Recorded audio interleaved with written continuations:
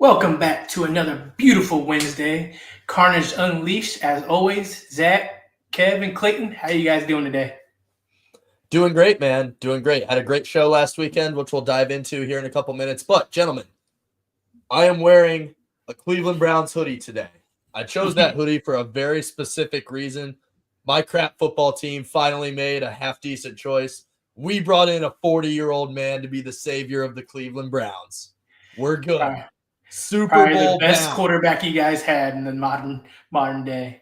He's the only quarterback of the Browns in my lifetime that has a winning record with the team.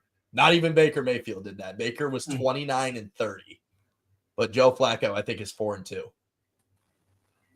I'm so angry. I hate this team more than an average team. Like, you know what I mean? You got to celebrate the little things sometimes. But enough bitching and moaning about the Browns. Kev, how you doing? Oh, if we're complaining about football teams, it's a great time to be a Colts fan, Clayton. But other than that, life is good.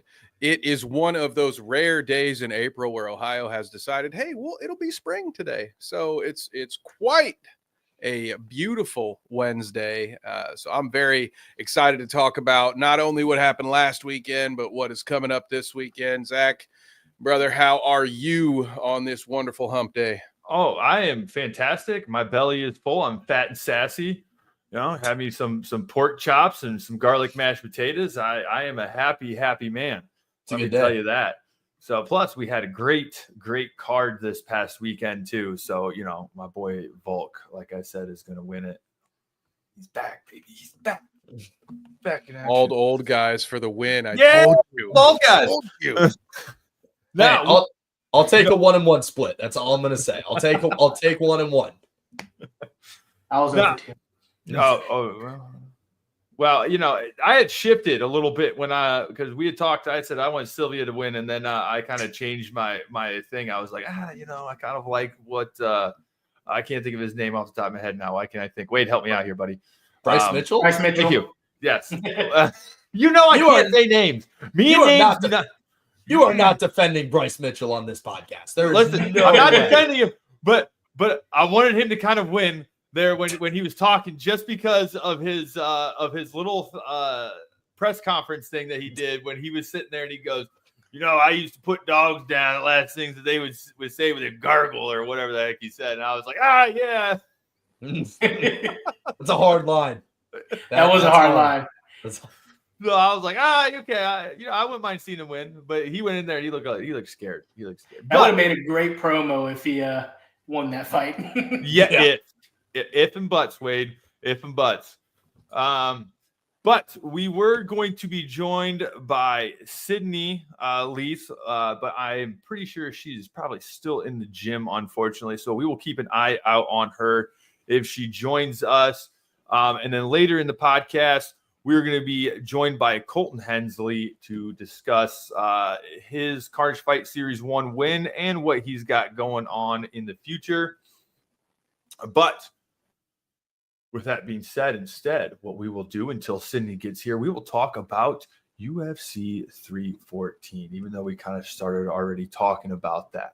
Right. So which fight do you boys want to start with? We'll start with Clayton. Clayton, which fight do you want to start with, buddy? I mean, naturally, I want to jump into the top, right? But I'm not going to do that. So, the fight that really stood out to me, we're diving in, boys. Starting at the bottom, we're going to work our way up. The fight that really stood out to me was Chase Hooper.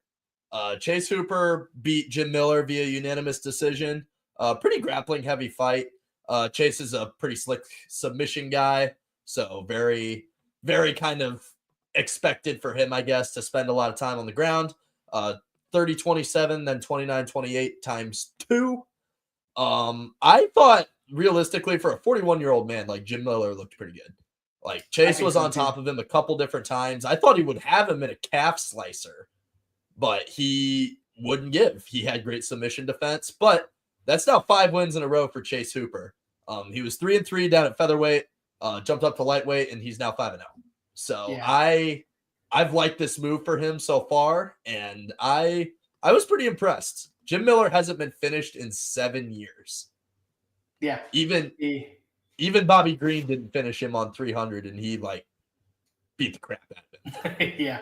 Jamil, for his age, he looked really good. Chase Hooper, he, like you said, a grappling wizard, man. He is top of the top when it comes to grappling, and excited to see where he goes. I want to see when he has to stand up. His grappling doesn't work. It's null and void. What happens when he got to stand up? Right. And see some adversity there. But great young talent coming up, though. His call out, I also really liked. It seems like in the MMA space, we see a lot of old versus young matchups, right? Like we had one on the main card, Patty and Chandler, that we'll jump into in a little bit. But that seems to kind of be the case, right? Like you don't really see two up and comers. I shouldn't say it never happens, but it seems like they tend to favor the old versus young matchup. And Chase Hooper called that out. He was like, look, I want a young guy, a rising star, somebody in the lightweight division who's kind of like me, somebody who's on their way up. So I thought that was kind of interesting. I don't know what the UFC is going to do with him. I think he'll probably fight this summer, if I had to guess, probably around July. So I'm looking forward to it for sure.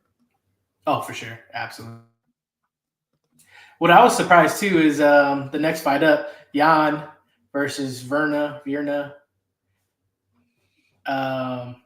Jan, she recently fought for the title against Whaley.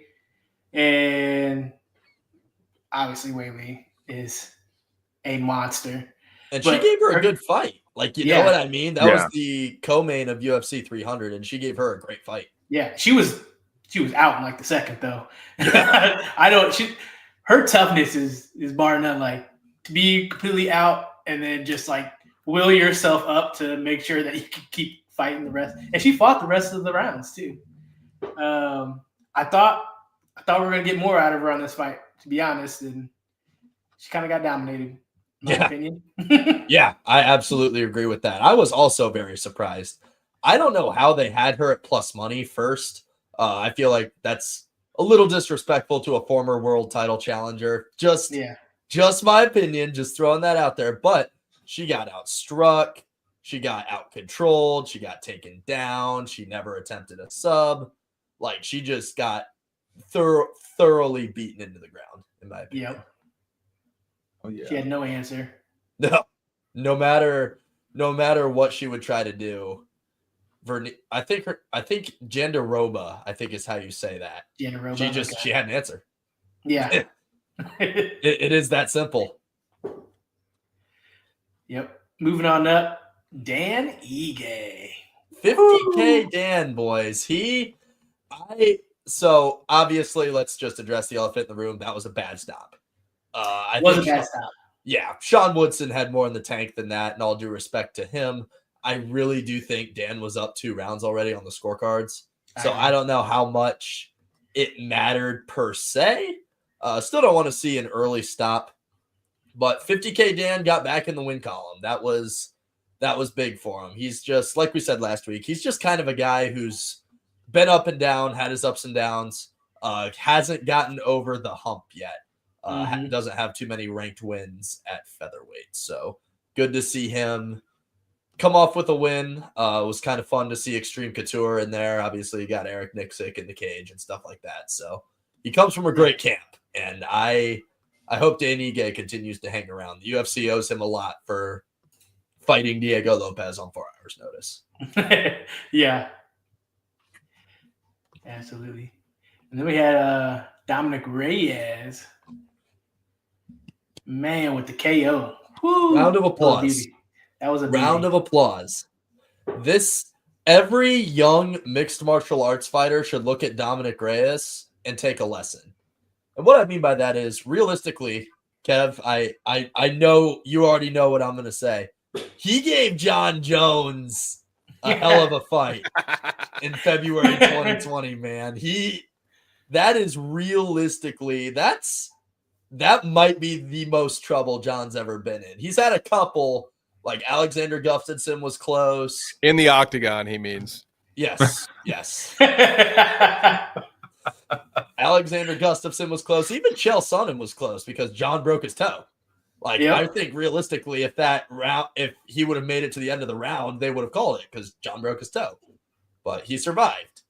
And after that loss to John Jones, man, he took 3 straight L's for 4 total losses in a row, all by KO. Like, he got knocked out by Jan Blachowicz. He got knocked out by Yuri Prohaska with that crazy spinning elbow. That was right when Yuri showed up. Yeah. And then Ryan Spann got him too. Since then, the former collegiate football defensive back has rattled off 3 straight knockout victories of his own. He got Dustin Jacoby, Anthony Smith, and then Nikita Krylov this last weekend. He's back, boys. What can I say? He is. Mm-hmm. He is. Maybe go back to John Jones, get him official loss. Hey, leave John Jones alone. I said that. Zach was watching with me, and I said that, and he's like, "No, he did not lose." Don't give John any more options for Duck and Aspinall. All right. The fight's gonna happen, boys. I'm telling you, it's gonna happen. Dude, I hope so. Like I What said, other options does he have? with nothing. He can't do Retirement. anything. Yeah. Wait a Retirement. couple years and box a Paul brother. Dude, if John Jones boxes a Paul brother, I might quit watching MMA. Like, because a lot of the other guys who are boxing them, they need the money. I get it. Boxing them is like a $50 million paycheck. Right, John Jones needs the money. But he's already got this money. We've learned this in the past. Like, even if he's broke, all he's got to do is like sign autographs for half a day and he'll have it. That's true. Like, yeah. oh my gosh. That fight has to happen for the good of mixed martial arts. That fight has to happen. And then moving on up through the main card, Jean Lord Silva submitted the jiu-jitsu ace Thug Nasty Bryce Mitchell. Yeah. We'll start with you, Wade. What are your thoughts here? Man, fight nerds looking good. Silva looked dominant, looked so confident. He's messing around. He was looking away at one point fighting. Bryce Mitchell just he looked too small. Yeah. Honestly, he looked too small, not strong enough. He didn't have no answer for the pressure Silva was putting on him. And you saw him start to crack. Like, he's like, I don't have an answer for this. And you saw him start to crack until obviously Silva put him out. Yeah. He submitted a guy with a twister submission in the UFC. Like, I don't think people really realize how crazy work that is. Yeah. Like, if you would have asked me to bet on this fight, which I did and I won, John Silva by KO would have been what I did. I did not do that. I just took the John Silva money line, walked away with, I think, $8 off a $20 bet. Cool. Easy. Easiest fight I could have picked on this card, in my opinion. But John Silva by sub, that's crazy, dude. Like, people at featherweight are going to be looking at that guy. He's going to be one of those guys that's going to have a hard time getting a fight because nobody's going to want to fight him.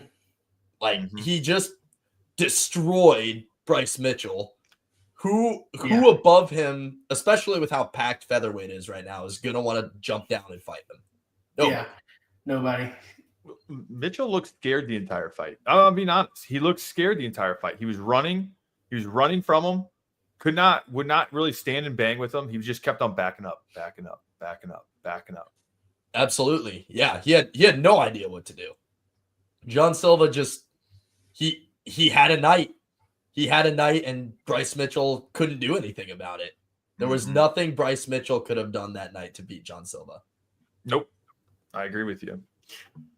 But with that being said, gentlemen, Sydnee is now back. She is out of practice. So we will bring her here on stage. Sydnee, how are you? Hello, how are you? Good. Hopefully getting those last reps in before your fight coming up this weekend. Yep. Just got Great. Mitch with the deal, and he's like the best mitt holder. I can't lie. Yeah. I've had mitts held by him many of times, and I can agree with you on that. So we have an all-girls main card. I know you helped put that together. Tell me a little bit about how difficult that was, because I know me trying to put together a girls card and it failed miserably. So how difficult was it to get that many girls together on one card? It was honestly pretty hard. Just like trying to find girls for real, because as soon as I did find girls, all of them were like immediately interested. All the girls on this card are like eager to fight, and it's about to be a really good card. But man, trying to find girls from gyms was hard. I can't lie. There's very few out there. That's all I can say. Especially here in probably Ohio, right? Yes, and yeah, trying to have something close by a little bit. There was just not too many. So, and what are you doing to get ready? I mean, obviously getting your mitts done by a deal, but what else are you doing to get ready for your boxing match Saturday? I've just been doing me, being me. I don't know. I've just been doing everything that I normally do. You gotta always like stay ready for something. So yeah, I'm just doing the same old. Yeah, that's one thing that Wade always likes is that statement when fighters sit there and go, I'm always ready. I'm just ready to fight. Mm-hmm. So with that, Wade, what questions do you have here for Sydnee? Yeah, obviously I love that. I just watched a clip of good old Connor talking about how he's like, I don't train for no specific person, because if they drop out, then why am I focusing on one person? Just train, better myself, and be ready. So is that the kind of philosophy you go with, Sydnee?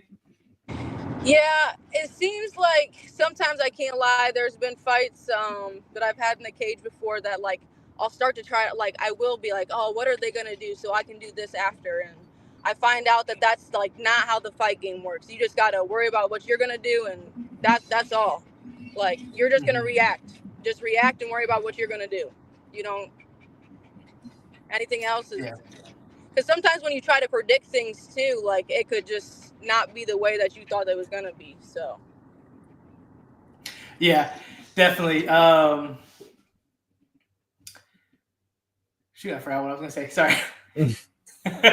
Clay, I'll pass it off to you. Sure. So Sydnee, you're fighting against Fearless Lauren Flynn. We've had her on several different cards that we've worked in the past. And you guys have fought before, correct? yeah, we fought before.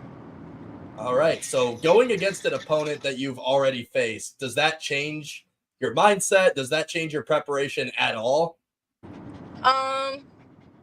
It doesn't change the preparation at all. Like I said, like I'm just always ready to fight anybody.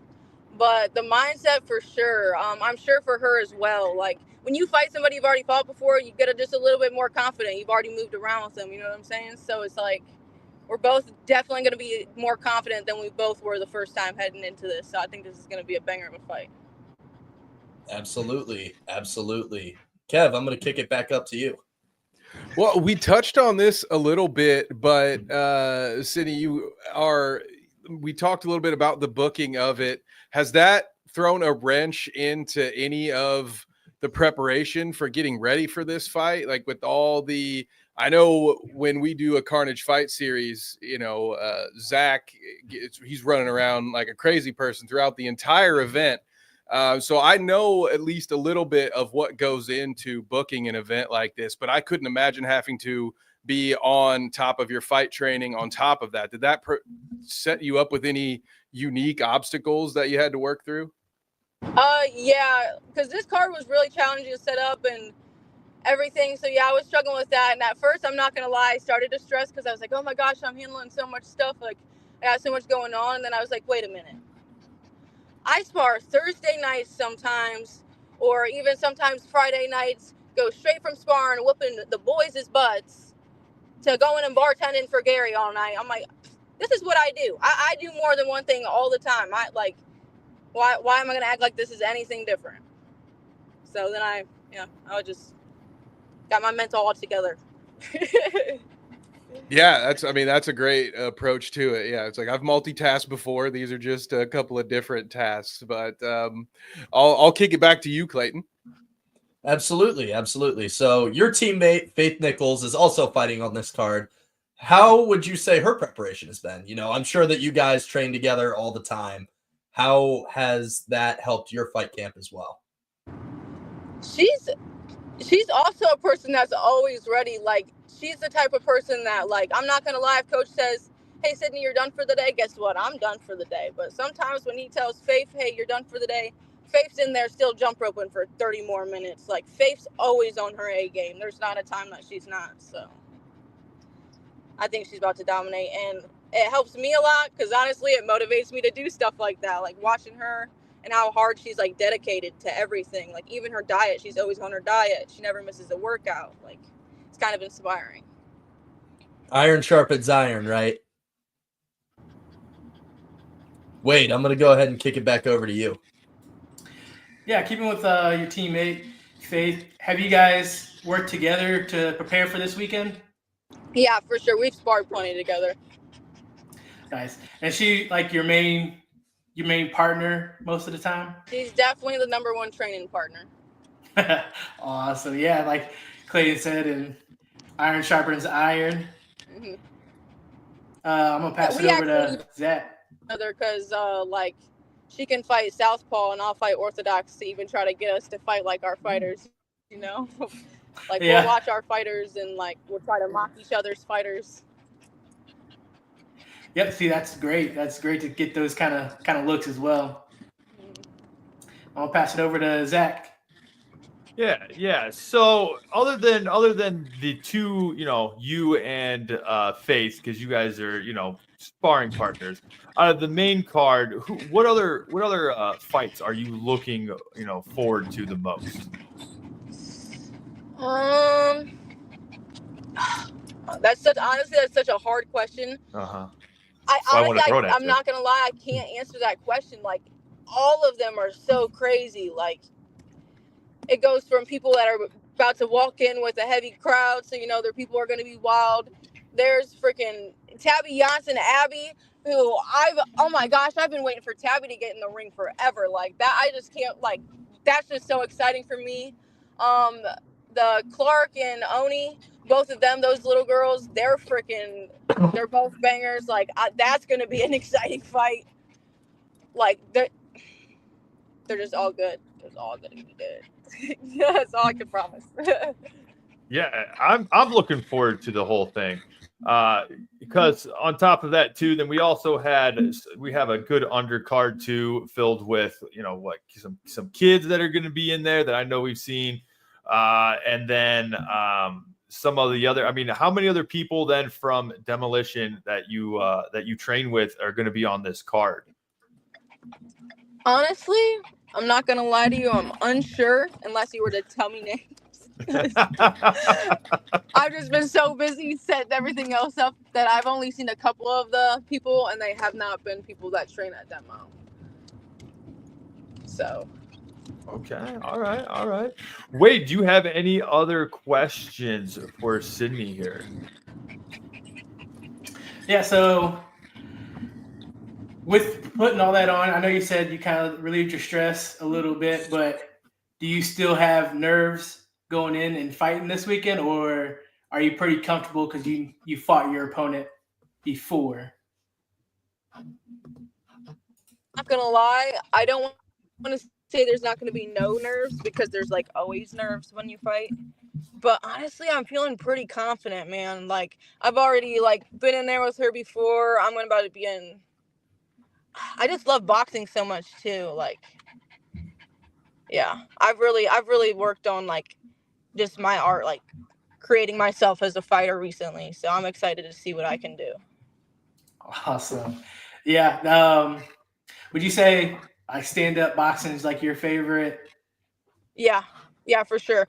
Honestly, we're taking a small break from MMA to focus on my grappling and stuff, and we're gonna do boxing for a minute, and then we're gonna come back to that. And I just told Coach the other day, I was like, Oh my gosh, I get it now with boxing. Like, hands really open up so much. Like, the type of MMA fighter I'm going to be after doing this is going to be so much different. And I feel like it's going to be so much more effective. Like, yeah, I'm excited. Yeah. Zach, you love that, huh? Oh yeah. Right. Oh yeah. Get rid of those freaking wrestlers. Ugh. Yeah. Stuffing takedowns, laying fists. That's what we're going to be doing. No, it's always exciting. Clayton, I'll kick it back to you. So Sydnee, like that at this point in our careers, we don't really get to say we've never done this before. Like, you know what I mean? We've worked kickboxing, we've worked boxing. We've never worked a card like this. So based on this event, can we expect to see more in the future? Like more all girls cards? Yes. Yeah.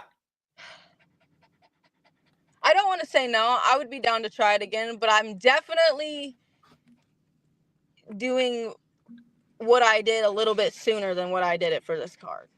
Like reaching out to people. And I know a couple more gyms now that I have reached out. And since I've seen a couple more that I don't like, I'm still unsure if they have girls or not, but I wasn't going to ask because the card's already made. That I could potentially ask for more girls. So possibly, I'm definitely possibly down for another one. Intriguing. Zach, I'm going to kick it up to you. Any last questions? Or Kev, No. my bad. Yeah, Kev. Oh, well, you kind of answered this one at least in the short term, but I kind of want to just ask you for the long term because you mentioned boxing being the short-term focus so you can work on some grappling for MMA. So do you have a long-term plan for when you're going to jump back into MMA? Do you think it's going to be boxing for the rest of the year? You're just going to try to focus on getting some pro boxing bouts, or are you just kind of, okay, go ahead. Yeah. Yep. It'll definitely be pro boxing for this year. This will probably be my last amateur fight for sure. Pro boxing for this year. If the matchup's right, coach might bless me one day and let me this year, but I doubt it. It'll probably be beginning of next year before he lets me back in the cage. Makes sense. Yeah, I mean, I don't like you said, it will certainly be nice for you when you get back in there. You'll have all these different tools to work with. So I know we'll be looking forward to calling that fight. I think Zach, and so will the folks at home. Top 3 most viewed fight right now, at least the top 5, usually in the top 3, unless something recent has dethroned it. So I know the folks at home will be looking forward to that return as well. Yeah, for sure. Now, Sydnee, do you have any shout outs? Anybody, any sponsors or anything that you want to? Yes, Nate's Barbershop in Tiffin. They cut really really. They cut real hair? So you're out, Zach. Yeah. Oh no! Batshit Crazy, Heather, dude, she is a freaking queen. She's doing like the Ring Girls outfits for me. She's doing the sponsor logos on my outfits. Artemis Arms in Port Clinton. If you need any guns. I don't know if I can say that. Oh shoot. Danielle's Insurance. She's also sponsoring the show. She was also supposed to be my announcer, and she wasn't able to make it since the switch up of the date, and that really sucked. That was a bummer. Oh shoot. Put you on the spot. It's kind of hard sometimes. When Yeah, there's like so many of them. I promise they're going to be on flyers and everything. But that's Don't tell anyone, but I keep a cheat sheet during the pay-per-views. Otherwise, I wouldn't get through them all either. You know? I definitely should have wrote them down. Well, we thank you for joining us, Sydnee. And if anybody wants to check out this fight and watch Sydnee and the rest of it, they can catch that live there at Venue 18. Or if you can't make it, you can also go over to CarnageMediaPPV.com and you can purchase, even right now, you can pre-order your pay-per-view, and that will start at 7 p.m. Eastern Standard Time. So get your tickets or buy your pay-per-view now. And Sydnee, we will see you there. Peace out. Thanks, Sydnee. Awesome. Yes. So I am definitely looking forward to that card. That's going to be a great card, packed full. And if I'm not mistaken, the last time that I got a lineup sent to me, there's about 15 fights on that card. So, yes, we will have a jam-packed night full of glove hitting, hopefully canvas hitting night. And just a little special for you guys, we'll also have a couple of those fights free right here on our YouTube page at Carnage Media. So check out some of those free fights. I'm not quite sure how many we'll have free quite yet, but there will be a couple of fights free. And I know Kevin is looking forward to commentating those, as well as Clayton here. Yes, for sure. But I will say, Kev, it's going to be a Ricola type night, man. Oh, I know. I was just saying, I'm going to bring a thermos. Yeah. Like normally, for those of you who might not know, normally when we work an MMA show, it's between 8 and 10 fights typically. But some of these amateur boxing cards that we work in have a ton of fights, which for you as the consumer gives you more bang for your buck. Just throwing that out there. Just throwing that out there. Had to plug. Just need it. As long as we get an extra intermission, then everybody's happy. And that's why that's why we love the free fights. Absolutely. Everybody wins. And now joining us is Colton Hensley. Colton, how are we doing, buddy? I'm doing great. Just got off work, coming to chill with you guys. So right pretty on. excited. Awesome. Right on. And you just came off a victory off of Carnage Fight Series 1. How are you feeling about that victory? I'm feeling really good. It's not too bad when you go in there and you don't take a punch. You know what I mean? Like that's the overall goal, I guess. Not get punched in the face. Well, speaking of that, how about we take a look at that fight? We actually have that footage right here All with right. us. There's only 40 seconds of it, so we can knock this out, I think. Yeah, Well, I think so. Well, let's see here. Hold on. Let's That's my bad. There we go. Yeah, shout out James Gibson, man. Fellow military man. He was in the Army. Super good dude, man. I was really happy to share the cage with him.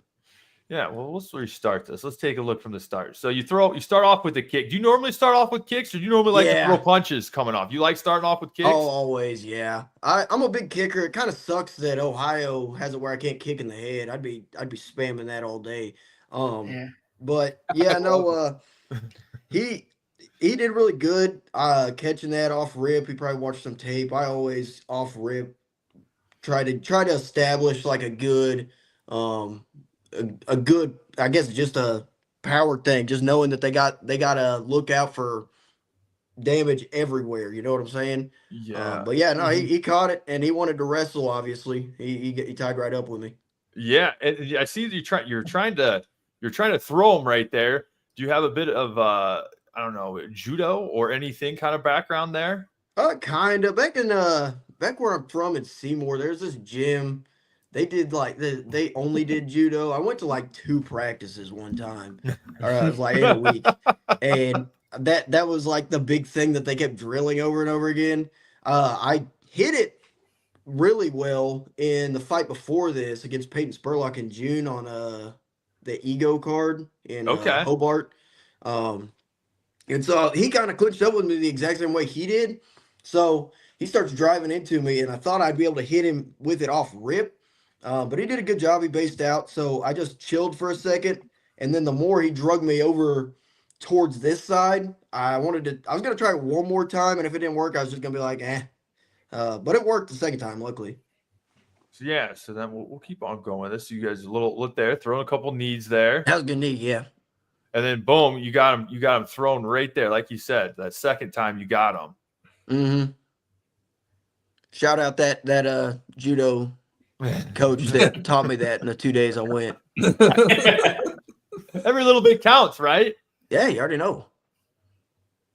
So right here, yeah, dude, I'm just trying to get a hook in. This is actually, so I went super hard underneath, and that popped his chin up, and I just kind of slid underneath with that arm. It's pretty slick, not gonna lie. You've got one boot in, and then you put that second one in. Quick work. That's all she wrote. And then boom, that's it. That was it. I mean, we don't have much footage to go over, but Hey, it happens. but and that was a great finish. Now, how many finishes do you have in your fights? Three in a row. 3 in a row. Okay. All And in what the were all those? first on the first round. 2 of them under a minute, actually. All under a minute. Yeah. Yeah. No, I don't really try to finish fights like that either. Super fast. A lot of these dudes just come out, especially in the amateurs, just trying to rip heads off right when they walk in there. I really don't do that. It just kind of presents itself. That's just kind of where the fight takes it. You know what I mean? Yeah, exactly.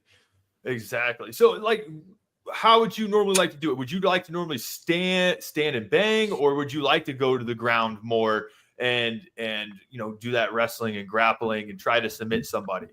So that's the thing about me, man, is I'm not really super big on one area. I'm pretty decent everywhere the fight goes. I'm comfortable everywhere the fight goes. You know what I mean? Mhm.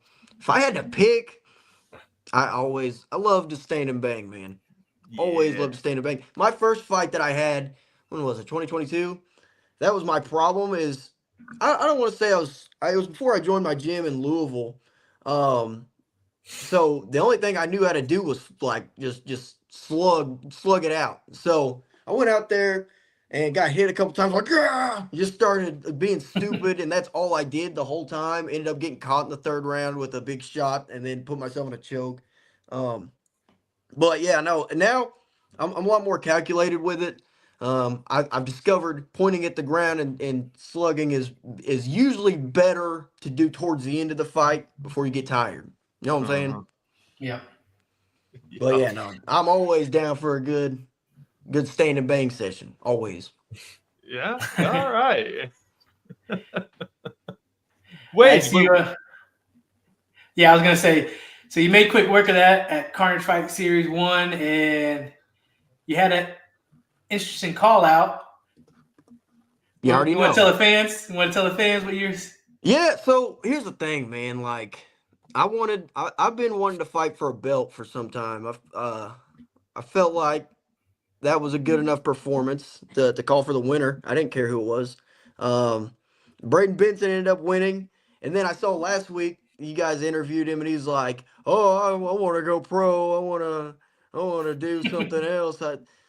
Whatever nonsense he's talking about. He already knows. He don't want this smoke. He doesn't. Let's be real. Talk about I fight cans. 2 people I fought are his teammates. So I don't know what a douchebag calling his teammates cans. But no, dude, that's the fight I want. That's the fight that's gonna happen. He's gonna find out real quick who his daddy is. Yeah. Oh, well, he's in the comments here. I was saying, is this the time when I would say, "Hey, we have a comment"? By the way, he's in my DMs. I normally save the comment questions for the end, but considering what we've got here, we'll pull this one up. It says, okay, so I'm just reading this comment, by the way. So when you see me next, please don't choke me out. All right. So he says, I got you. all right. So he says, Stan Smith from American Dad, aka Colton Hensley. That fat jaw is going to be a big target, sir. He also says, I run from no one. Oh. And yeah. Well, hey, listen. Shout out Braden Benson. I didn't realize that the trailer park he lives at actually has internet service. So yeah, shout out, brother. Don't worry, you gonna find out. Hey, if you're not running, let's do it, man. At the end of the day, bro, nothing but respect for everybody who gets in there. Like, in all honesty, he's good. Probably best competition I've faced so far. Looking forward to it. But same result's gonna happen as every other one of my fights. He's gonna go in there. He's gonna train for 3 hard rounds, and it's gonna be maybe 2 minutes, and he's already on the stool, wondering what the hell just happened. You know what I'm saying? Yeah. Well, we do have some good news because we are going to have that matchup happen. Carnage Fight Series 2, June 28th, we're going to have you guys go ahead and fight. So Brandon is going to be able to defend his belt. So for the 170 belt, Colton Hensley versus Brandon Benson.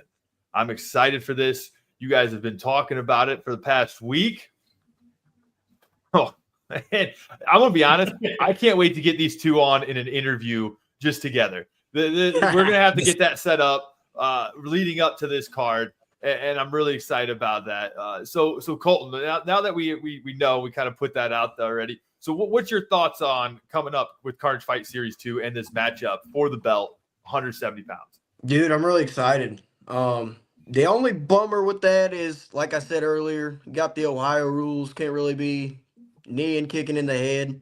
I'll let these dudes talking though. At the end of the day, he's gonna be regretting not just going pro like he was talking about sooner or later. You know what I mean? I'm hyped, man. This is the fight I wanted. Listen to your voice, and I'm from. Hey, man. The boys get down. I love it. I'm in trouble. Oh no. Now, I've been doing a lot of the talking here, so I know Colton's been itching to ask you some questions. So I'm going to pass this over to Clayton over here. Go ahead, buddy. So Colton, just based on your nickname, you're a fellow SpongeBob fan, right? Oh yeah, I love SpongeBob. Yeah, So there we go. Fun fact. It wasn't so much me being big on SpongeBob where that came from. So y'all know about Street Beefs, the YouTube channel, right? So if you look up on YouTube, before I had any actual fights, I'm on Street Beefs taking a couple ass whoopings. Look up the Ashlingy Slasher on Street Beefs, you'll see me. I was going under a different name that a couple of my buddies called me, was Gumby. And then, like, as we were about to drive, because I got long arms and stuff, as we were driving to Virginia to do it, they dropped a video of a dude who's fighting a chick. Like, he straight up was fighting a chick. Just getting beat down. His name was Gumby. So I'm like, I'm not about ready to go out there with that name, and people are going to be like, oh, this is the guy who got his ass beat by a chick. And I was like, yeah, we need to come up with something pretty quick. So me and my genius brother sat and we had to brainstorm some ideas. His nickname's the Tattletale Strangler from SpongeBob. I kind of wish I would have took that one. That was pretty good. But yeah, that's where the Ashling Slasher was born. So now I got to follow that up with, how the heck did you get on Street Beefs? I got bored. It was during like COVID time, and I just turned 18, and I've always like been into fighting. I didn't like train anywhere or anything. So I was wanting to try to find somewhere to take a fight, and then COVID shut everything down. The only place that was doing something was Street Beefs. They were still posting videos on YouTube. So I joined the Facebook group, and me, my dad, and a couple buddies were just like, all right, let's go.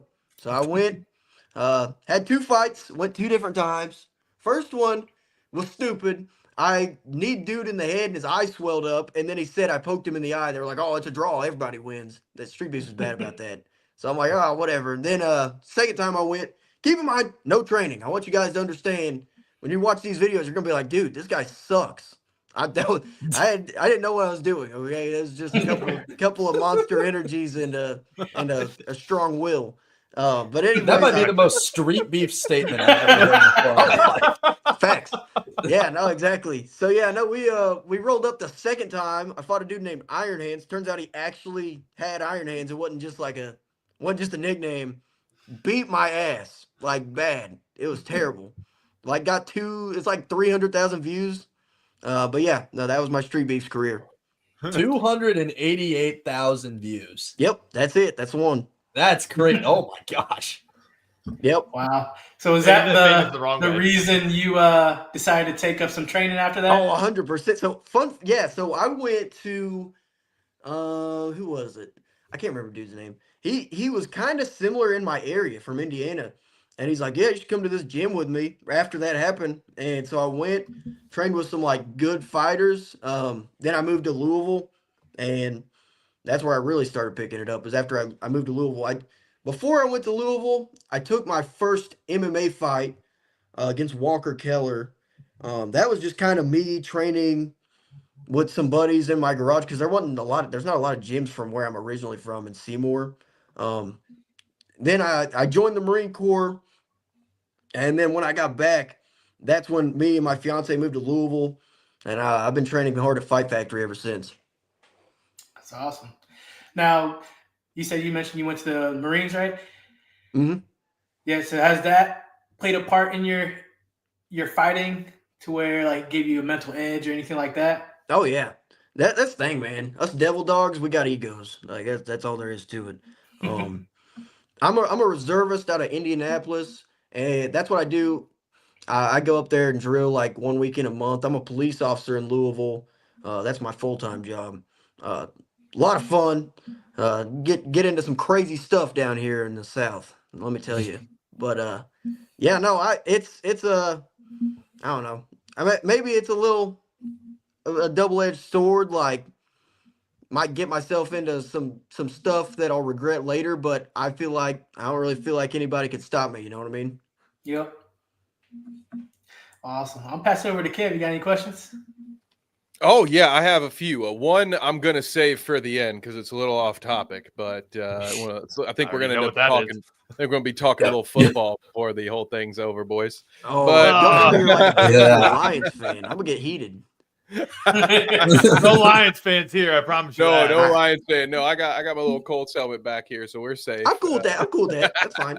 Yeah, we're too bad to pick on right now. Yeah, but, exactly. Yeah. No, so what's been your toughest fight to date, outside of maybe the street beefs ones? But once you've gotten into it so far, what's been the one that you've had the most takeaways, or the one that you found was the biggest challenge? Oh yeah. So I don't know if you want to count this. So I had a boxing match, kind of in the street beefs era of my career. I had a boxing match that I just same thing. Couple monsters went up there and fought. It was in venue 18, and Nice, anyways, okay. yeah, it was against Hayden Jacoby, who's pretty good himself. I think he's my same weight class. But yeah, dude. So the thing about it is, I gassed out like round and a half in. Like, it was so bad. It was the worst feeling in the entire world. Felt like I was holding cinder blocks in my hands. I felt like my feet were glued to the mat. Like, it was awful. And I was just sitting there, just taking punches. Couldn't do anything about it. It's the worst feeling ever. So a big chunk of my camps are just cardio. I got my boy Moto. It comes out. We do strength and conditioning, and that's a big chunk of it. I cannot go. I don't ever want to feel that feeling again of sitting there praying for the round to end. It's awful. So yeah, that was definitely toughest one. Mentally, my toughest one was my first MMA fight. I don't know why, but the nerves got to me so bad that first one. Like, it was weird. Like, it was.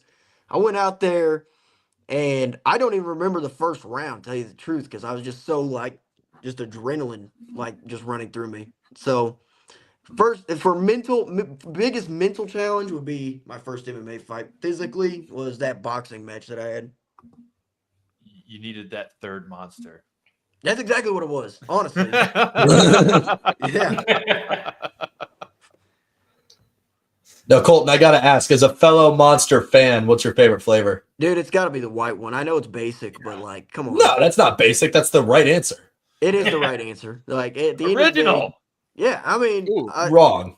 Original, back it's when they had the good. PFCs, baby. You used to chug those things. Hell yeah.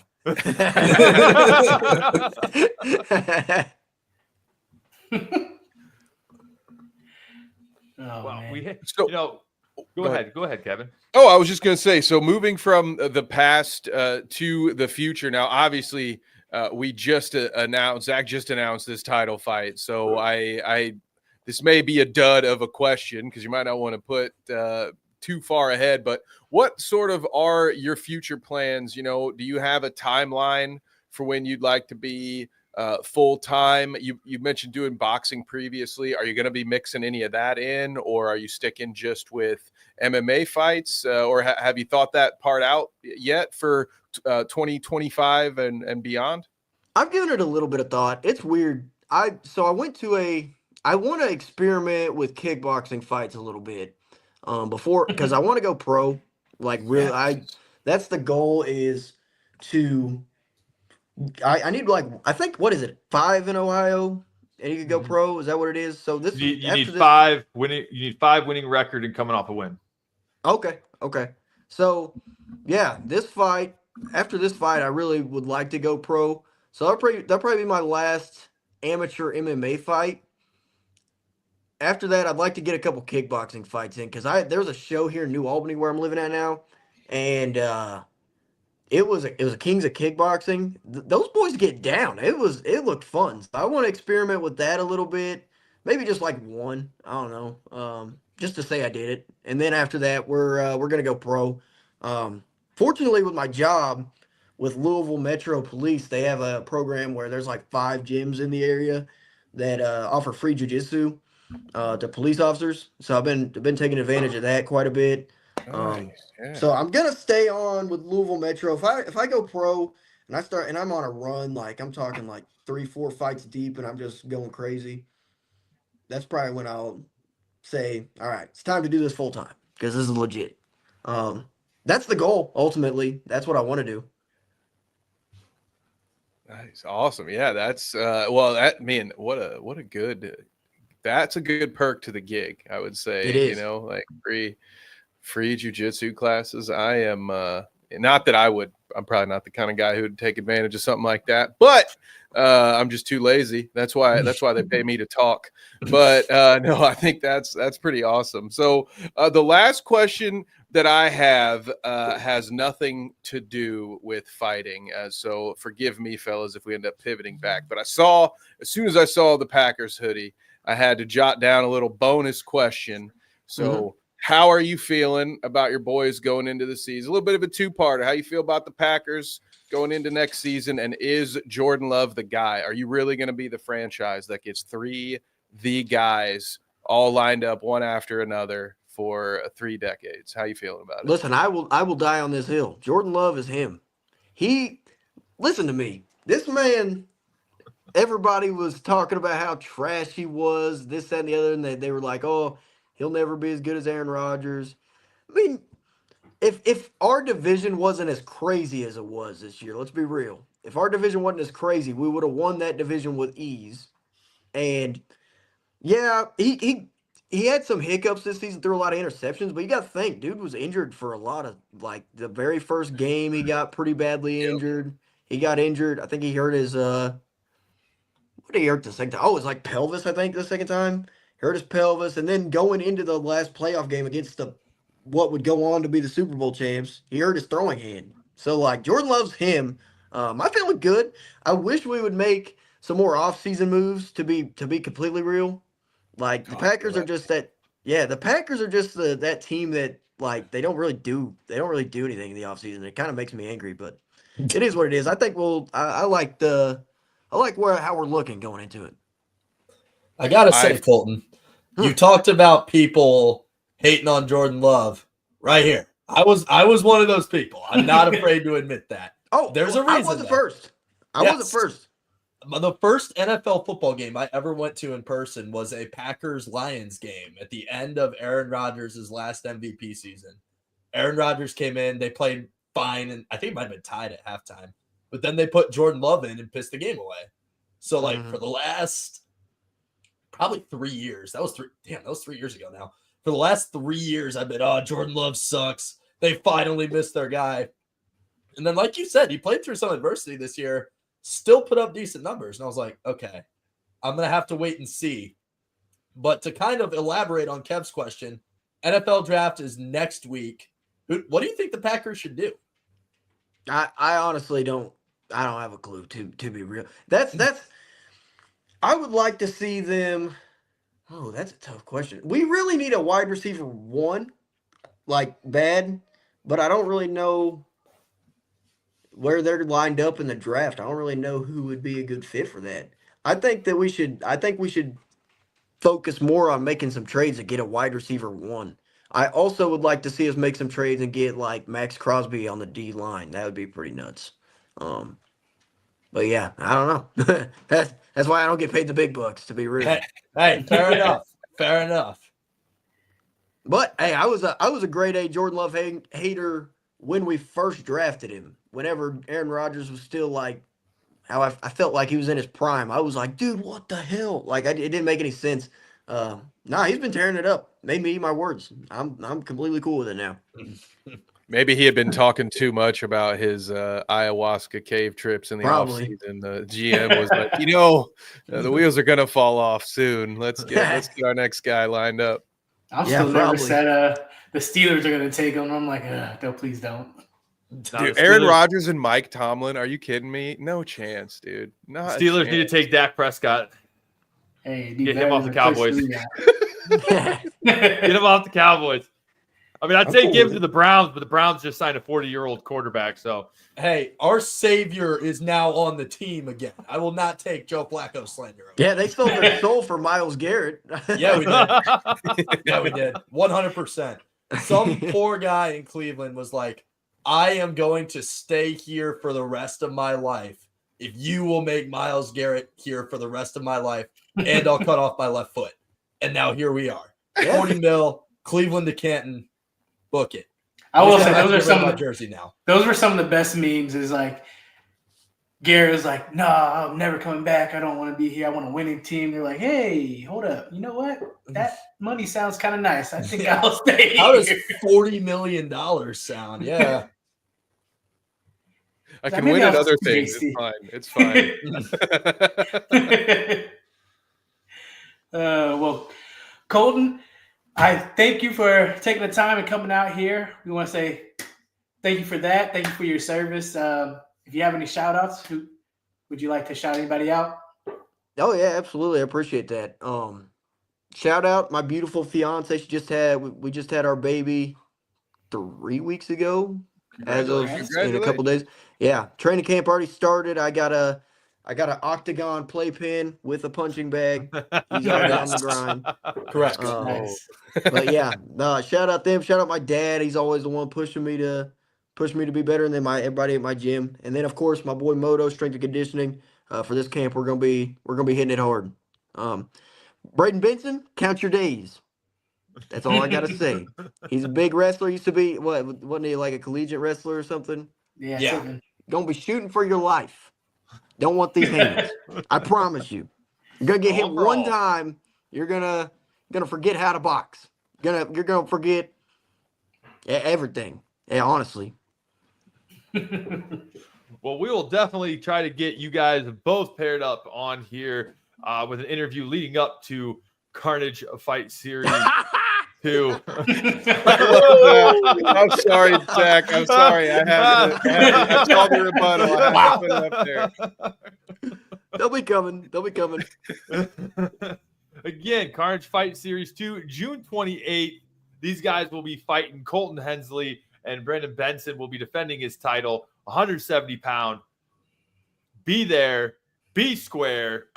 I'm excited for it. Oh yeah. So Colton, again, thank you for joining us, and Hey, thanks for having me. We'll see you again. Hopefully, we can get that interview between the two of you guys up here, and you guys can beef face to face instead of face to text. Hey, just let me know. Let me know.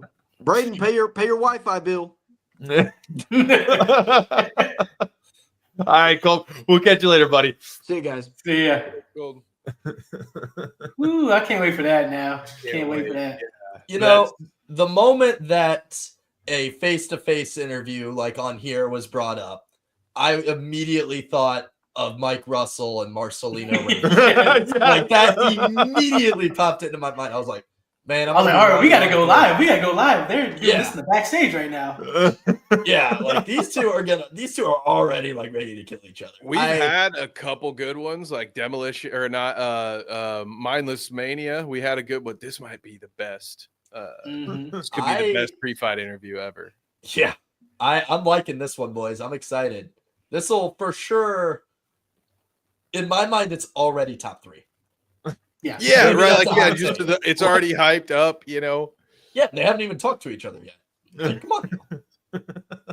See, but now through the power of editing, we can take last week's Braden clips, this week's Colton clips, and now all of a sudden they're saying it to each other on our YouTube shorts. So like and subscribe. You want to see the upcoming hype video for this title fight because it's going to be wild. I can't wait. That'll be one of the times where Clayton and I will be elbowing each other and be like, dude, they're paying us to do this. You know what I mean? Work, dude. This is work right now. Can you believe it? Oh, wait, you're covered in blood again. Sorry, Clayton. Yeah. Hey, hopefully my tie will make it through again. I'm thinking about buying a black shirt. Yeah, Like, you know, I think that that's nice the black move. dress shirt. I'm thinking that might be the move. Hit the Joe Rogan there. Have to. He's on to something. It's on to something. But before we go, there was something that I know Clayton wanted to talk about, and I definitely can't say the PPV word for this, right? So the UFC TV contract. What is your thoughts? I know Clayton, you had some words for this. What is your thoughts on what's going on with UFC and what they're going to do with their TV contracts, not pay-per-views now, I guess? Absolutely. So those of you who might not know, the UFC's official exclusive negotiating agreement with ESPN ran out yesterday. So what that means is they're now free to negotiate with other vendors for their next TV contract. Their one with ESPN expires at the end of the year. And rumor has it, they are looking for $1 billion per year. That's crazy, dude. Like, Yeah. $1 billion a year. That shows you, remember, before The Ultimate Fighter, this promotion was $40 million in the hole. And now they're looking for $1 billion a year for TV. With They the signed, B? with the B. They signed in 2018 with ESPN with a 5-year, $1.5 billion contract. You say million or billion? Billion. That was with a B. billion, but that was over 5 years. Over 5 years, yeah. And they want $1 billion per year now. There's only one company that I feel like can do that, and I know they're talking to Netflix and Amazon, but I don't think Netflix has the paycheck to pay for that. I think the only one that's going to be is Amazon.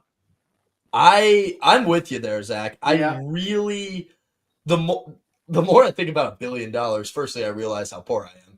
Number two, I think like as many subscribers as Netflix has, which for those of you who don't know, ESPN Plus, which is what they're pretty much on right now, that's where all their fight nights are, has about 26 million subscribers. I don't know how many Netflix has, but it's way more than that. It's going to be so many more. Yeah. Yeah. Netflix was like the first streaming service that I remember. Like the first one where it was like, yes, subscribe here for TV. And everybody thought, that's the dumbest thing ever. And then here we are 10 years later, right? Yeah. Sure, Like, as of Q4 2024, Netflix has over 300 million global subscribers. Crazy. What was that? 100 times? Yeah. A lot. 10 It's a lot times. more. So the one thing to keep Netflix potentially in the running, fellas, would be the fact that the other half, or at least significant portion of TKO, did just commit to a 10-year, $5 billion deal to WWE. So if they don't get the billion that they're asking for, it is possible that maybe through that sort of corporate synergy that they love to do so much, any wrestling fan who's been sitting through these god-awful 2.5-hour Monday Night Raws will tell you half of it is just an ad for poor Netflix stand-up comedy specials. I watched fucking Bert Kreischer take his shirt off and get into a wrestling ring.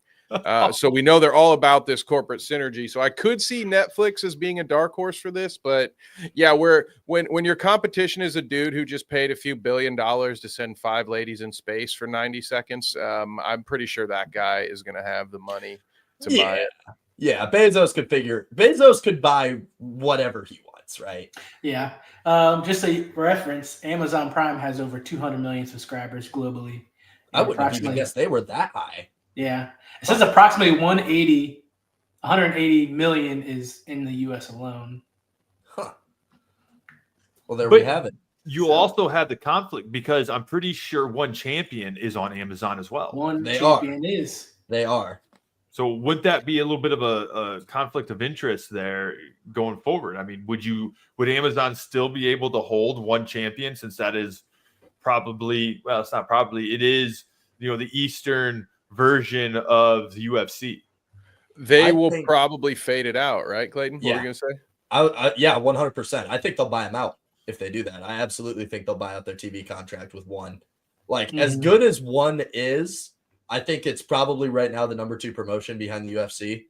Yep. Just the brand recognition, especially here in the US, is just so like light years behind, right? Like people don't say I'm training One championship when they're trying to talk about MMA. Sometimes people will say I train UFC. Yeah, oh my god, yeah. Like, it bugs the heck out of me. No, the worst one is like, oh, you UFC, UFC, and I'm like, no, that is a promotion. What do you mean? I mean, that's a promotion. It's MMA. MMA is a sport. UFC is a promotion. Or I'm going to UFC on your face. But the biggest rumor, in my opinion, what's up, Alex? The biggest rumor that I've heard personally in this negotiation is the UFC is willing to move away from a pay-per-view deal. That is huge. That is huge. That is completely huge. Because going back to UFC 1, the only way you could do it was buying it for $14.95. That was the price of the first UFC. That is how they made money.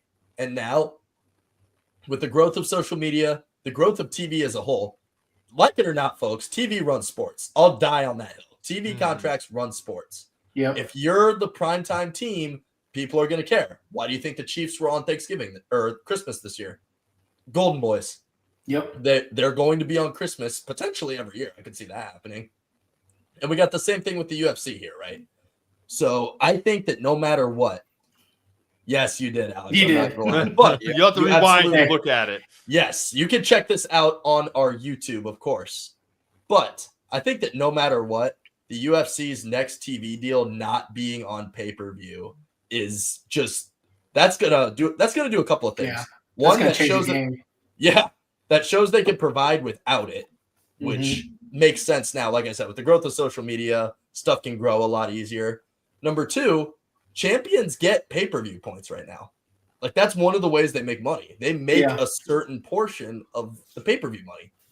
Where is that going to come from? That is my question, kind of as thinking it from a fighter's perspective, because they can't do shorts, right? They can't wear stuff at like press conferences or whatever. And now they could be losing pay-per-view points. That's a lot of money that you realistically could be seeing, especially from champions. That makes me think, like, if they were to go that route, then would they kind of wrap that into the price of, like, say a Netflix or Amazon Prime, to doing that $1 billion? That $1 billion is accounting for a certain percentage. Oh yeah, your Prime price is going up for sure at some point. Yeah, absolutely. It's gonna be like Netflix. I think my Netflix is. I get the one with ads. I'm cheap like that. I think mine is $9 a month right now. Without ads, it's $20. Yep. Yeah. Like I think it'll go up at least $5 per thing, in my opinion. It's wild, bro. Like, man, dude, that's crazy. It's basically all back up to cable prices, and you have to have 8 different apps to get it all done, which is one of the other reasons it might run with Netflix. This whole thing is interesting, Clayton, because you're right on the idea that it's going to impact their payouts. I think maybe ad contracts factor into that, where maybe if you're champion during the certain time, like you'll get instead of a percentage of the pay-per-view, you might get a percentage of the main sponsorship, that, you know, like whoever, whether it's Snickers or whatever it is, Wingstop, you know, maybe champion, if you're on that card, or main event, like you're getting a piece of the ad money, because you're no longer going to be tied to that, but they're still going to grade you based on your impressions. Right now, it won't be about your buys. It'll be about your tweets and your Instagram. How often are people Google searching your name? So maybe that's how they get paid back. I do think in a way they have just been forced into this, and it's good to see them make that pivot, because they are really the last ones left. And now, not to force an impromptu wrestling minute on all of you, but when you think about pay-per-view live event entertainment, they're pretty much their contemporaries, right? You have wrestling pay-per-views, you have MMA pay-per-views. They're both like 5 hours long, that are live events that are covered as if they're sport. So even though in only one instance is it the real sport, They were kind of the last two pay-per-view entities standing there, with the exception to like renting a movie digitally. But when it comes to live event pay-per-view, maybe you have some concerts that get recorded, that they might have some of those that are available for a fee for people. But at the end of the day, they were kind of the last ones doing it. And so once the WWE pivots away from that, and now it's been years, it's been a while, that originally $10 a month on their app, now $7 a month on Peacock, you can watch every WWE pay-per-view. There was just no way the UFC was going to be able to continue, especially with how overpriced theirs were. I understand inflation's a thing, but this was it felt like they were a good $20 higher than any other pay-per-view I ever had to buy, again, for the same amount of time. And then when you sit there and think about the fact that no matter how fast we get through the prelims and the main card, for whatever reason, we can't start a main event until 1 a.m. I feel like their returns were only going to dwindle. And without having some of the major personalities that they've had when it was at its peak, I feel like this is the best way to get a wider audience, and that over time they're going to be banking on merch sales and recouping that revenue somehow. But yeah, I think the pay-per-views are dead, guys. I think that will potentially be the takeaway. Will they try to do it? Will they try to circle the wagons one more time, or will they get with the times? I'm not sure. And how do you think that'll affect, you start with UFC. How do you think that'll affect lower ones? I guess not Bellator anymore, but PFL. Right. And, the GFL that never really got off its feet because, it got canceled already because of financial reasons. And even like us as Carnage Media, will that play a factor on us as well in the long run? Obviously we wouldn't see anything right off the get-go, but do you think that's something that would eventually affect us, that people are like, well, I don't want to pay for anything anymore because, I don't have to pay for UFC. I don't have to do that. So why would I pay for these smaller things? Like, do you think that will affect us, I guess? I think it potentially could, but I think for the regional scene, it won't affect as much. I think pay-per-views are still going to be a thing because we're not charging astronomical prices to watch their son, their brother, their uncle, stuff like that. As a promotion gets bigger and bigger and bigger, that's where it's going to affect, because obviously as a promotion grows, charters are going to have to trickle down, and you got to make the right price to make a running business, obviously. So as we get bigger, I think, pay-per-views probably may not work. UFC, if they did pivot to that, it would trickle down to bigger things where you'd want to get onto like the UFC Fight Pass app or other, like a Netflix app or whatever like that. I would tend to agree with that. Like, regional MMA is just so different from like the big shows, right? Mm-hmm. Like, example, like Colton works a full-time job. Like, Right. you know what I mean? He's a cop in his regular day-to-day life. And same thing with a lot of the guys at the gym, right? I know that we have a couple of police officers at demolition, guys who work in construction, stuff like that. And it's just completely different knowing that people will more than likely have that personal connection, especially here, right? Like small town Northwest Ohio is a pretty tight-knit area. Everybody knows everybody. So personally, I don't think it'll affect us now, but once we get on UFC Fight Pass and all that good stuff. Yeah, Hey, that'll be the subscription Stipe, models. just remember, Stipe was a world champion and was still a firefighter. Okay. Correct. All right. Correct. He was.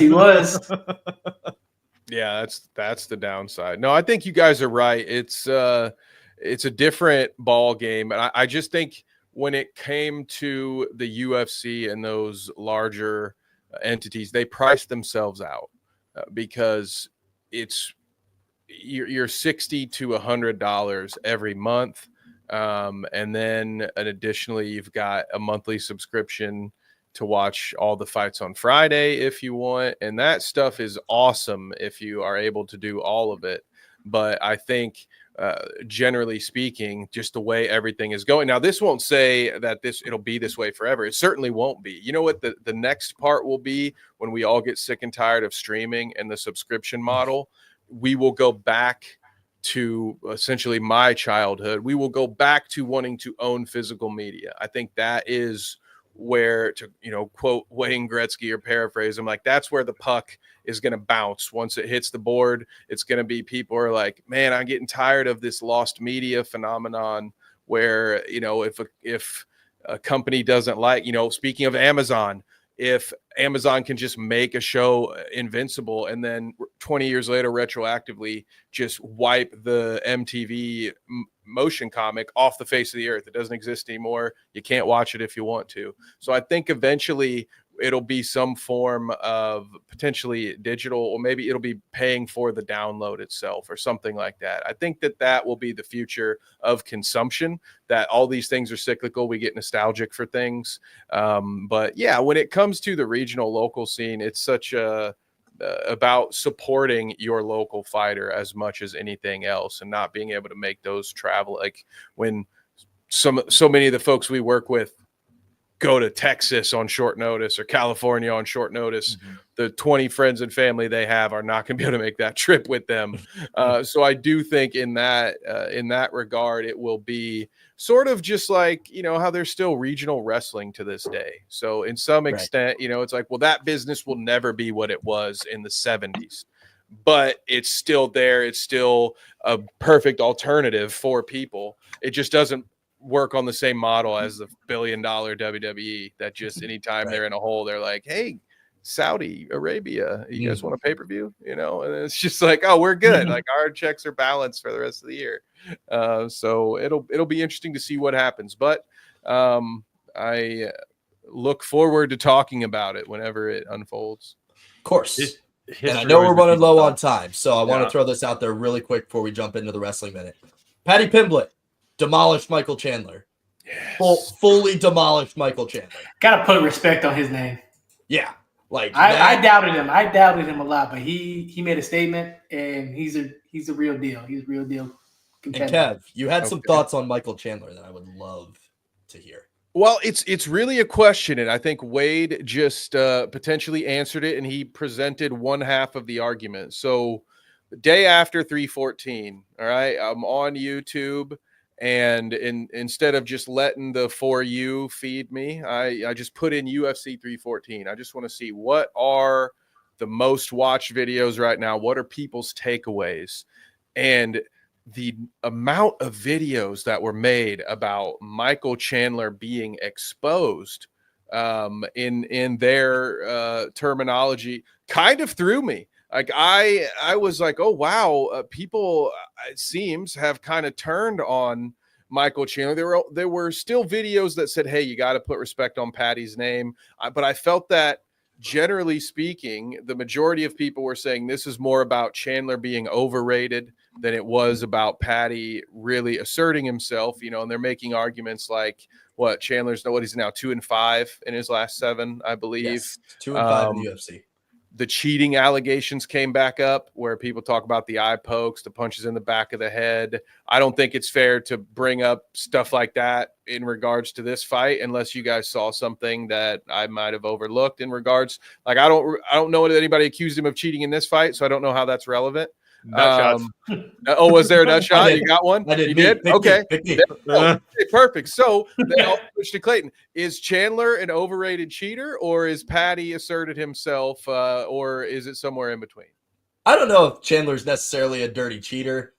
He definitely has kind of towed the line in the past, in my opinion, and I about lost my mind when I saw he kicked Patty low. For the sole reason that I had 50 push-ups riding on the fight. So I was like, okay, Patty, I really need you to pull your weight here. Like, come on now. But I don't think there's a couple of things to take away from here. One, you can think of it this way. Was Michael Chandler ever that good? Personally, I think the UFC got him after his prime. So I don't know how fair that is to say.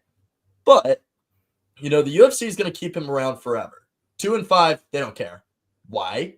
Because every time he gets in there, it's exciting. Mm-hmm. Like, you know what I mean? No matter what. I was thinking about this earlier today. If I'm starting a promotion from scratch at the regional level, like a local MMA show, and I could pick anybody on the roster to headline it, I might pick Michael Chandler. Like, you know what I mean? I know he's going to get in there and throw. And that's arguably, in my opinion, that sometimes is more important than winning. Yeah. Putting on fun fights is more important than winning. Even Justin Gaethje has said in the past, Zach, you're going to like this, they wouldn't pay me what they're paying me if I was to wrestle everybody. Mm-hmm. That's objectively true. I really do think that. But does that take anything away from Paddy Pimblett? No, not at all. That was the win, and that was the fashion of win that he needed. Absolutely, I would agree. Yeah, we've seen Michael Chandler get finished before. Michael Chandler really completed the trifecta. Charles Oliveira is the most potent finisher in UFC history. Took him to decision. Dustin Poirier is one of the best boxers in the UFC. Got submitted by him. Paddy's an ace on the ground. Got KO'd. Kind of funny. I saw that on Twitter a couple days ago. But I think that realistically now, with that win under his belt and the way he did it, Paddy is a fight away from Islam right now, as everything stands right now. Mm-hmm. Yep. Okay. I think maybe you crack a top 5 opponent, get a pretty decent win. He's in contention. Yeah, absolutely. I love the Arman fight. He's not really in the best graces with the UFC right now, so I could see them giving him to Paddy and seeing what happens. Mm-hmm. That's also me as a Justin Gaethje fan really wanting him to get his title shot because he put everything on the line against Holloway at 300 for the company. Yeah. So I think that that's the fight at lightweight to make next, but I rest my case there. Moving forward, guys, the old man got it done. Real quick, though, I could have sworn I heard Michael Chandler on while he was getting escorted out there, with the towel over his head. Give me the fight with Conor McGregor. So that's that as well. That's the only guy that McGregor should fight if he ever fights again. Are you kidding me? You have Conor in there who, with his stand-up kind of karate almost style, at least younger Conor, and you never know what Michael Chandler is going to do next. Like, are you kidding me? That absolutely could headline I guess we could still call them pay-per-views, a pay-per-view. Like 100%. People are going to pay to watch that. I would pay to watch that. You kidding me? Yeah, I would. And Michael Chandler also did them a favor by coaching the Ultimate Fighter first season. So I think that the only fight that matters right now, if you're going to bring back Conor McGregor, you have to give him Michael Chandler. There's nobody else on the roster I want to see him fight. Nobody. Mm-hmm. I agree. It's I think that'd be the perfect fit for a comeback for Conor, and Michael Chandler has pivoted his see you at the top to just make every fight exciting. Yeah. Make me money. I'm 38. Yeah. But going into the real quick main event, Bald Guys for the win. You guys called it. Like I said, I'll take 1-1. We're good. Yeah, so he looked like Volk of old. Like, he looked pristine out there. So I wouldn't quite say Volk of old. His age did show a little bit. He's not quite getting out of the pocket as quick as he used to. He's just not. That's why he looked the way he looked when he was at his press conference interview. Yes, he chased most of that fight, I would argue. Like, he was definitely the one throwing counters. Like, you know what I mean? And it was working. Like, we all saw Diego Lopez after that fight. He was pretty beat up too. Mm-hmm. But he had to eat some shots to do it. Especially, guys, I'm not going to lie. At the end of the second round when Diego rocked him, I thought that was it. So I really thought that he was going to jump on him and finish. But Volk survived. That was the only round I had Diego winning. I had Diego in the second. I had Volk 1 and then 3 through 5. Yeah. There's 3. I think 3 was a toss-up for me. I think I edged it out with Volk just because it was such a close round. But thinking as of judges, they could have gave it to Diego, but it was 4-1. Yeah. The only other round that Diego could have won from what I've seen is 4. And 4, even then, I didn't see that. Like, I absolutely had it 4-1. But gentlemen, now he's got the belt back. First champion below welterweight above the age of 35. who do you guys want to see him fight next now? That's a good question. Who's in that top?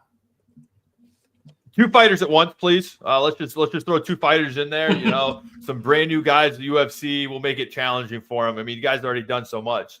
Why the hell not? Right. So this is what we got in the top 5 right now. Max Holloway, not happening, right? No way. Diego, I don't really think he deserves an immediate rematch right now. Ilya, he didn't own the belt anyway. Yeah. Moved up. Yep. Ilya jumped up. Yair owns a pretty straightforward KO win over him. The only name on here that kind of intrigues me right now is Movsar Evloev. 19-0, undefeated, owns a win over Diego Lopez. That was Diego Lopez's only loss in the UFC. So personally, that, in my opinion, kind of ties the hands of the UFC a little bit, right? Yeah. Like he cleaned out the division so well the first time. Like none of these guys, in my opinion, really could do it outside of Ilya, obviously. But you got Arnold Allen, Brian Ortega, Lerone Murphy, and Aljamain Sterling to round out the top 10. Aljamain Sterling kind of intrigues me a little bit, but I don't think he intrigues me enough right now. No, not at all. I think the only fight right now that makes sense is Evlov. Yeah. It's new blood, new challenger. And honestly, guys, I think they'll give Jean Silva like an Arnold Allen type character in his next fight. If Jean Silva wins his next fight with a finish, does he get a title shot then? That's so crazy to think about because that would be 6 wins in the UFC, but that would be 6 finish wins. Yeah, he would have that hype behind him, so he will have draw. People will want to see him right now. He's on a tear. I think he could deserve a title fight after like a Arnold win. Yeah, I would agree with that. A lot of interesting things at featherweight, and there's also a lot of interesting things coming up in the world of professional wrestling. The squared circle, as some would call it. Kev, I do think it might be your time to shine, brother. That is right. It's WrestleMania week, gang. So if you see my phone out on the commentary desk, no, you don't. No. Saturday and Sunday this weekend will be the 2-day WrestleMania. Now, I, as a fan of this, am absolutely blessed because almost none of the good matches are on day one. The only one I care about will be starting right around the time that we're tearing down. So it should be great news for me.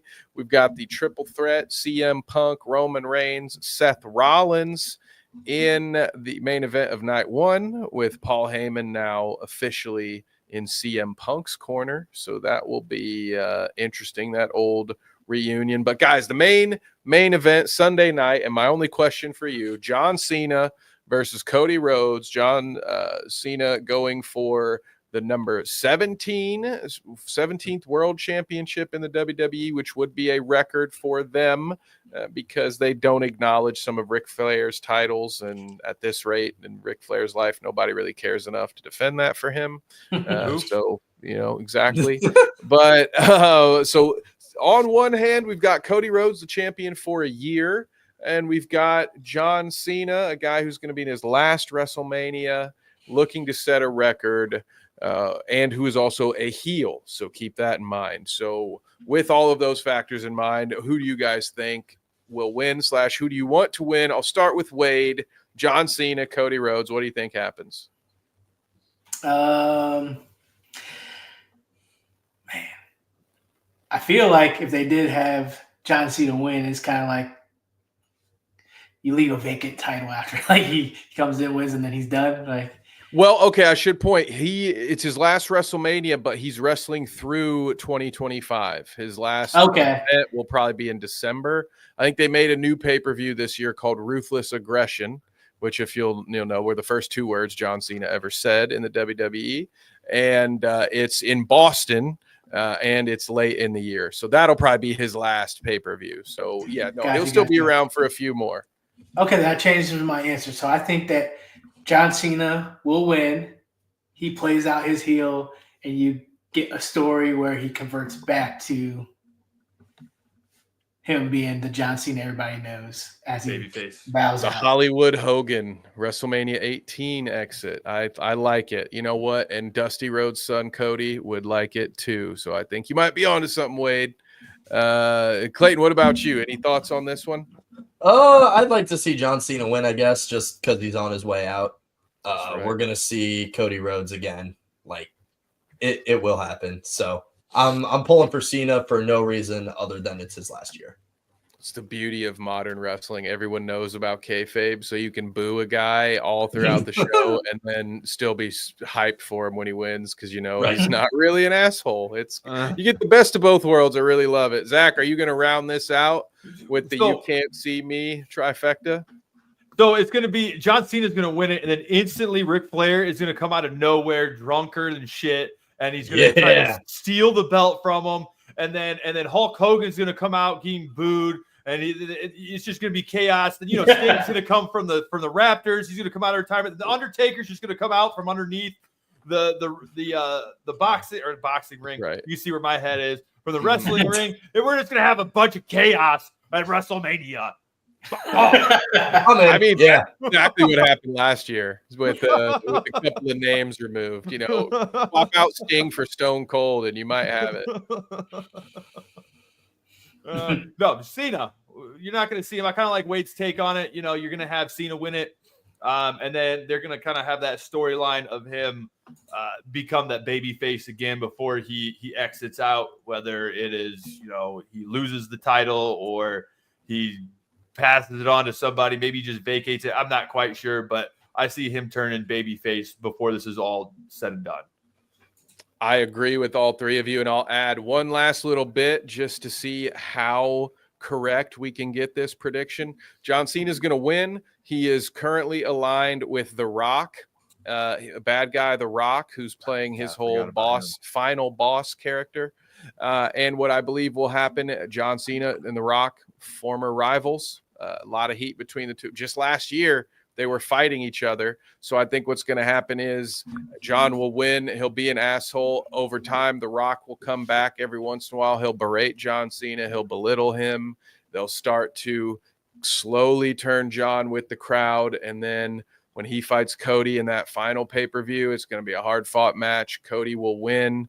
John will either maybe stop The Rock from cheating or go to shake Cody's hands afterward. And then won't you know it, The Rock will try to beat him up. And then John will get to lose his final match, but still leave a bad guy. See also the Andre the Giant. That's exactly how they sent him off when he was too old to fight. They put him in a tag team, had him turn babyface on.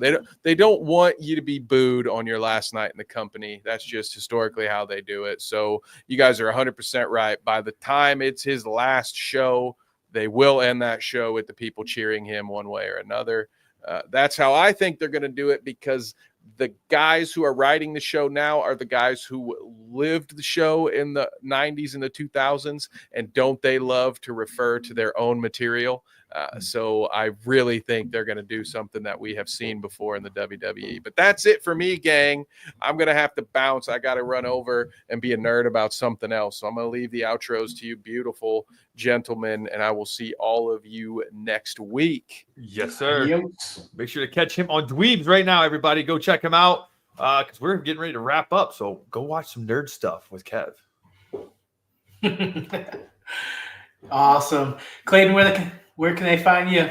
You guys can find me on Instagram and Twitter at cscalina12. No UFC this weekend, so if we weren't working, I don't know what the heck I'd be doing with my Saturday night. I like to tweet during events, so make sure to follow me on there. And yeah, you can find me here every Wednesday night at 7:30. Zach, where can the people find you? They can find me here on Carnage Media on YouTube on Wednesdays. And you can also catch, well, you can't really catch me. You'll catch more of Clayton and Kevin on our pay-per-views. And you can watch those pay-per-views at carnagemediappv.com. We got fantastic show coming up this weekend. It is RMP Round 9 Ladies Boxing Night, April 19th, starting at 7 p.m. Eastern Standard Time. And then on top of that, guys, next week, we have a MMA all-amateur show out of Bowling Green, Clayton's hometown. Well, not really hometown, but current hometown. Backyard. It's my backyard now. Backyard. And that is Bowling Green Fight Night 1. That's going to be at 8 p.m. You can get that pay-per-view right now, too. You can pre-order that. So go over to carnagemediappv.com for that. Also, make sure to check out next week where we'll be interviewing the main event of that, which is for a 155 championship belt.